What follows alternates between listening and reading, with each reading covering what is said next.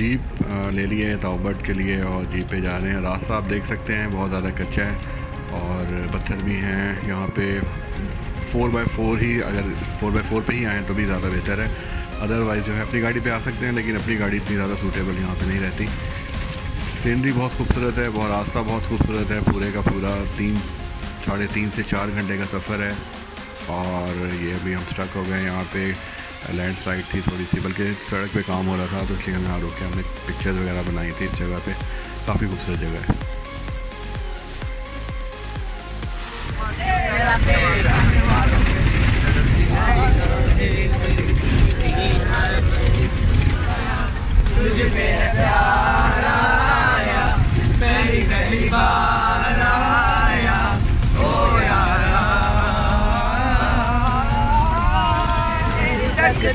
है राह तेरी सुन कभी आए नहीं, कैसे मैं बताऊं तुझे रोती नहीं रातें मेरी, रटती नहीं रातें मेरी, के बारिशों के राबों के अरिशे अज़ाबों की गा गई धूप मेरे रिश्ते की। ताओबट के रास्ते में जो सबसे ज़्यादा खूबसूरत आबशार आपको मिलेगी वो ये वाली है जो आपको सामने नज़र आ रही है।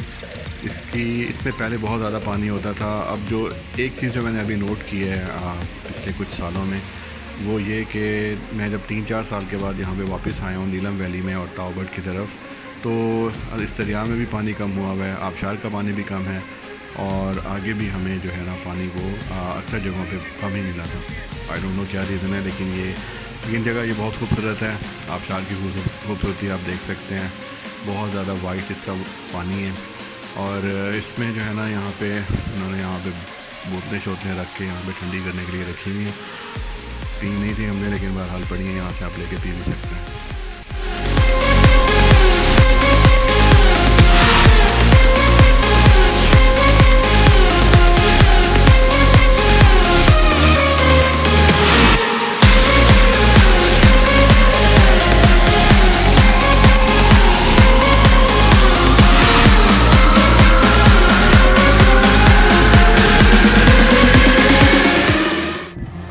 अभी यहाँ पे हमें फिर रुकना पड़ा है। ये मोटरसाइकिल वाले के काम देखें ज़रा, कहाँ से निकलने की कोशिश कर रहा है। ये रोड जो कि बन रहा है जगह जगह पे, इसलिए यहाँ पे कई मरतबा आपको रुकना पड़ता है, वेट करना पड़ता है। ये हम सरदारी से गुज़र रहे हैं। सरदारी भी एक बहुत खूबसूरत गांव है, ताओबट के रास्ते में आता है।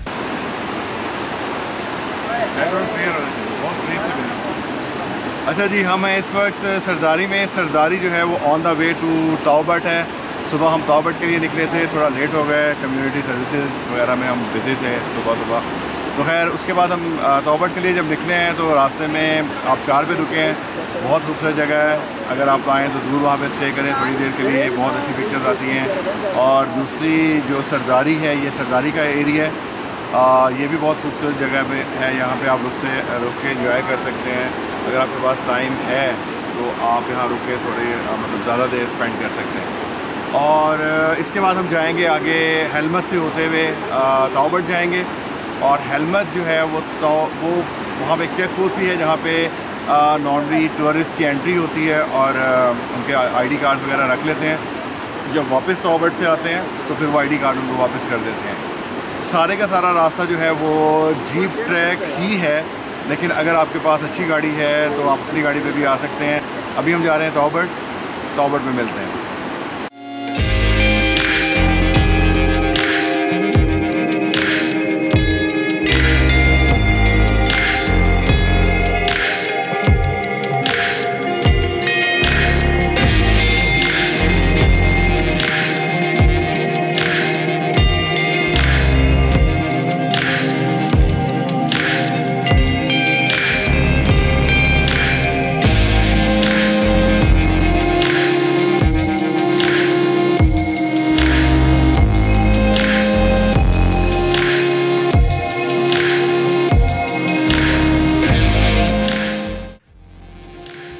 सरदारी में हम रुके हुए थे और पिक्चर्स वगैरह बना रहे थे। सामने ये जो पुल नज़र आ रहा है, इस पुल के दूसरी तरफ हमें नहीं जाने दिया था। दूसरी तरफ पुलिस आर्मी चेक पोस्ट बनी हुई थी पाकिस्तान आर्मी की।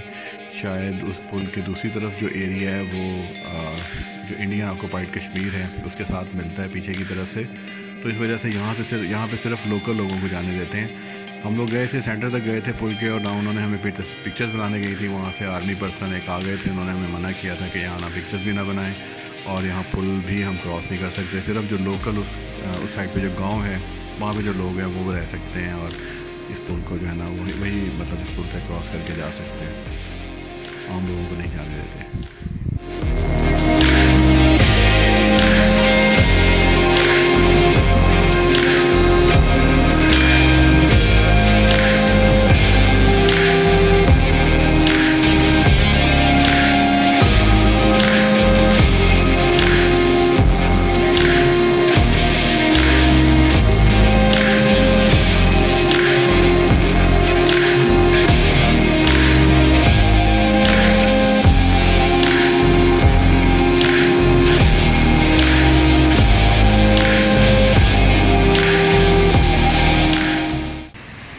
कश्मीर में आपको जगह जगह इस तरह से फ्रूट्स के दरख्त मिलेंगे। ये अखरोट का दरख्त था जिसके ऊपर अखरोट लगे हुए थे, और अखरोट चूँकि एक ग्रीन कलर के कवर के अंदर होता है इसलिए ये अखरोट नहीं लग रहा, लेकिन ये अखरोट ही था।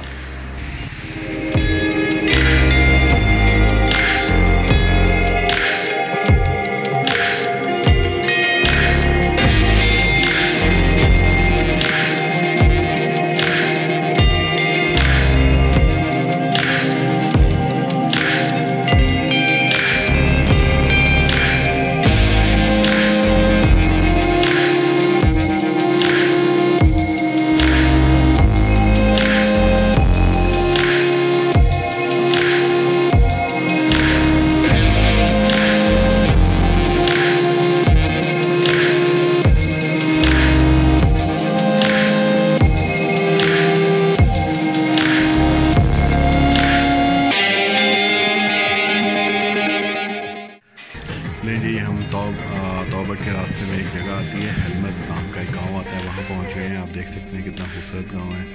इसी जगह पे आर्मी चेक पोस्ट बनी हुई है जहाँ पे आपकी चेकिंग होगी और आपसे कार्ड ले लिए जाते हैं, ID कार्ड वगैरह, और जो कि आपको वापस जब आप आ रहे होते हैं तो आपको लौटा दिए जाते हैं। ये आर्मी चेक पोस्ट से गुजर के आपको जाना पड़ता है। आगे सारे का सारा एरिया जो है वो आर्मी कंट्रोल्ड है क्योंकि LOC के साथ है।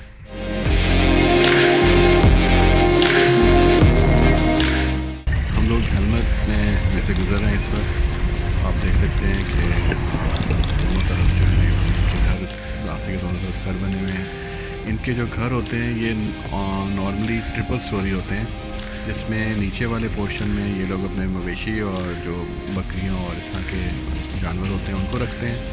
सेंटर वाले में ये लोग खुद रहते हैं, और जो ऊपर वाला होता है इनका पोर्शन उसमें ये उसको एज अ स्टोर यूज़ करते हैं, चीज़ों को स्टोर करने के लिए। ये बस हम पहुंच गए टॉबर्ट। यहाँ पे इसमें से गुजरना पड़ता है। रोड जो है थोड़ा सा दरिया के एरिया से गुजर रहा है। आप देख रहे हैं साइड पे एक बंद भी बनाया हुआ है इन्होंने ताकि दरिया का ज़्यादा पानी ना इस साइड पे। ये हम पहुंच गए हैं और अभी जो है हम थोड़ा सा रिलैक्स करेंगे यहाँ पे। उसके बाद फिर आपको टॉबर्ट का जो है ना मंजर दिखाते हैं, ड्रोन के ज़रिए ड्रोन शॉट्स दिखाते हैं।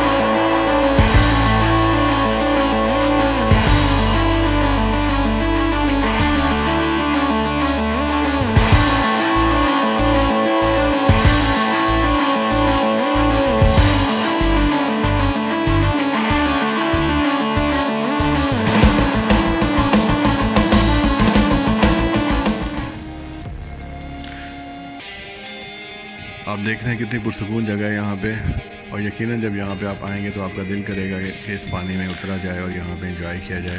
ज़रूर करें, लेकिन इस बात का ख्याल रखें कि यहाँ पे जो पत्थर हैं बहुत ज़्यादा स्लिपरी हैं मुसलसल पानी में रहने की वजह से, और मैं ख़ुद यहाँ पे जो है गिर के चोट लगवा चुका हूँ इस पानी में। ये ताओबट का पुल है, मशहूर ज़माना पुल, कश्मीर का झंडा। पुल क्रॉस करने के बाद जब आप दूसरी तरफ आते हैं तो आपको ये गांव मिलता है, वही पुराने तर्ज के इनके जो ट्रेडिशनल कश्मीरी घर हैं, ट्रिपल स्टोरी घर होते हैं यहाँ पे। मैंने आपको पहले भी बताया कि हर घर की जो है वो 3 स्टोरीज होती हैं, और सारे इस टाइप के घर मिलेंगे। ये रास्ते से सारे से गुज़र के आप दूसरी तरफ जब जाते हैं तो आपको वो मेन दरिया मिलता है जिसको हम दरिया नीलम बोलते हैं, और यही वो जगह है जहाँ पे ताओबट या अपर ताओबट जो है वो जगह है जहाँ पे दरिया किशन गंगा जब पाकिस्तान में एंटर होता है तो वो दरिया नीलम हो जाता है। और एक बात जो आप देखेंगे, अगर आप पहले आए हैं कश्मीर और अब दोबारा आ रहे हैं तो आप देखेंगे कि इस दरिया में भी पानी आपको काफ़ी कम मिलेगा as compare to previous years.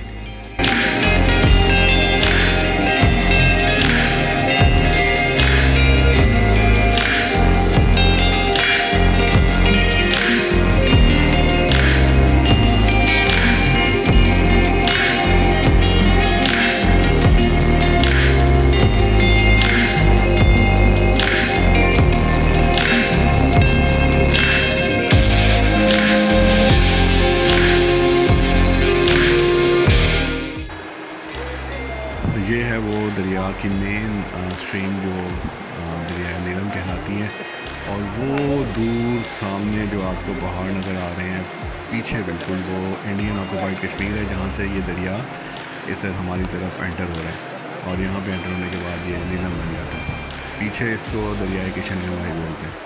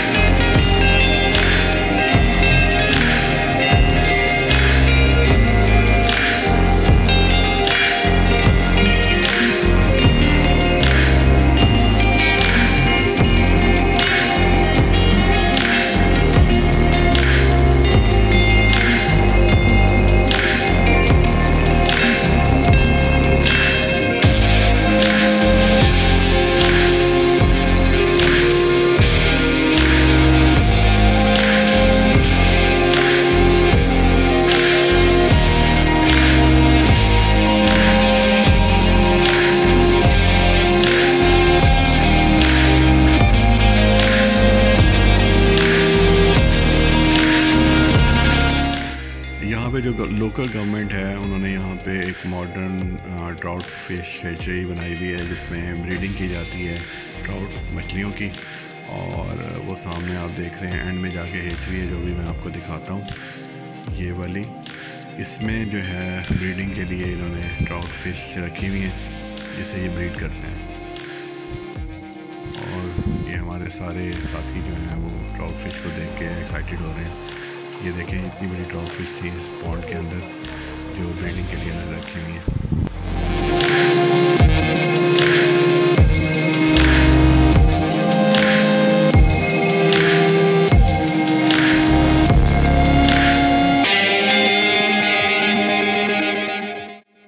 अच्छा, कश्मीर के हर घर में आपको इस तरह से फ्रूट्स के दरख्त मिलेंगे और बेतहाशा फ्रूट यहाँ पे आपको फ्रूट के दरख्त नज़र आएंगे। जैसे ये लगा हुआ है, ये किसी घर में सेब लगे हुए थे और ये फिर दोबारा से ताओबट का वही पुल जो कि बहुत मशहूर है, जिसे क्रॉस करके दूसरी तरफ जाके दरिया नीलम को प्रॉपर दरिया नीलम को देखा जा सकता है। ये जो जिस पर ये पुल बना हुआ है ये एक्चुअली दरिया नीलम ही है, लेकिन ये एक्चुअली उसकी एक शाख है जो अलग होकर बहती है और फिर आगे जाके दोबारा से दरिया नीलम में मिल जाती है। तो ये वो वाला पोर्शन है, ये पुल उसके ऊपर बना हुआ है, उस शाख के ऊपर बना हुआ है, एक ब्रांच है उस रिवर की।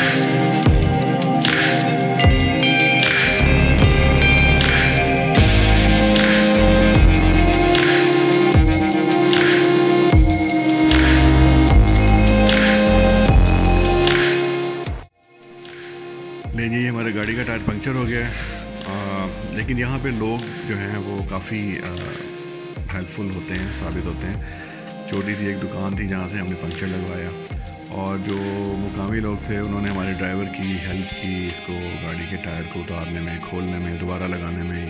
ये जो साथ हमारे खड़े हैं इन्होंने भी हेल्प की, पीछे एक बंदा खड़ा है उसने भी हमारी हेल्प की थी।